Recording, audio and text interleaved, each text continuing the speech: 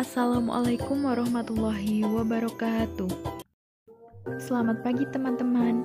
Kami di sini akan menjelaskan tentang proses fisiologis perkecambahan biji dengan anggota kelompok Dewi Fatma, Diana Pramesti, Elina Amilatul, Ahmad Fadil, dan Intan Nur Cahyani. Yang pertama yaitu konsep perkecambahan biji. Perkecambahan biji merupakan proses metabolisme biji hingga dapat menghasilkan pertumbuhan dari komponen kecambah, yaitu plumula dan radikula. Definisi perkecambahan adalah jika sudah dapat dilihat atribut perkecambahannya, yaitu plumula dan radikula.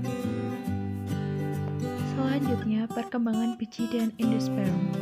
Pembentukan benih adalah bagian dari proses perkembangbiakan pada tumbuhan berbiji, yaitu spermatofit, termasuk gimnospermae dan tumbuhan angiospermae. Biji adalah produk dari ovula yang matang setelah pembuahan oleh sabuk sari dan beberapa pertumbuhan di dalamnya tanaman induk. Jadi pada proses perkecambahan, embriogenesis terdapat dua, yaitu embriogenesis dikotil dan monokotil. Dikotil yaitu telur yang sudah difertilisasi disebut zigot. Zigot membelah asimetris membentuk sel terminal apikal yang kecil dan sel basal lebih besar. Sedangkan embriogenesis pada monokotil yaitu perkembangan embrio pada monokotil yang lengkap dapat dilihat pada najas.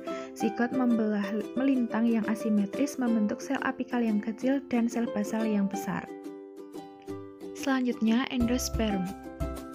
Endosperm adalah jaringan nutritif berisi karbohidrat, lemak, dan protein untuk perkembangan embrio yang paling umum pada angiosperma. Endosperm dibagi menjadi tiga, yaitu nuklear, selular, dan helobial. Endosperm nuklear yaitu tipe endosperm, pembelahan inti endosperm primer tidak diikuti oleh pembentukan dinding, sehingga di dalam kantung embrio terdapat beberapa inti bebas. Sedangkan endosperm seluler yaitu ditandai dengan tidak adanya tahap inti bebas. Pembelahan inti endosperm primer diikuti oleh pembentukan dinding. Pada endosperm helobial, inti endosperm primer bergerak ke ujung kalaza, kemudian membelah menghasilkan dua sel yang tidak sama besar. Selanjutnya yaitu mekanisme perkecambahan. Yang pertama dimulai dengan penyerapan air oleh benih dan melunaknya kulit benih. Selanjutnya kegiatan enzim dan sel serta naiknya tingkat respirasi. Selanjutnya ada penguraian bahan-bahan seperti karbohidrat, lemak, dan protein, dan asimilasi. Dan terjadi pertumbuhan dari kecambah melalui proses pembelahan, pembesaran, dan pembagian sel-sel titik tumbuh. Nah, berikut adalah gambar dari mekanisme perkecambahan, di mana air masuk, kemudian diaktifkanlah enzim-enzim dan menghasilkan energi untuk pertumbuhan dari perkecambahan. Nah, berikut adalah faktor yang mempengaruhi perkecambahan biji.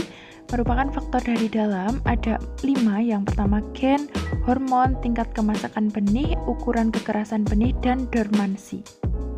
Adapun faktor dari luar yang mempengaruhi perkecambahan, yang pertama ada air, temperatur, oksigen, media tanam, dan cahaya.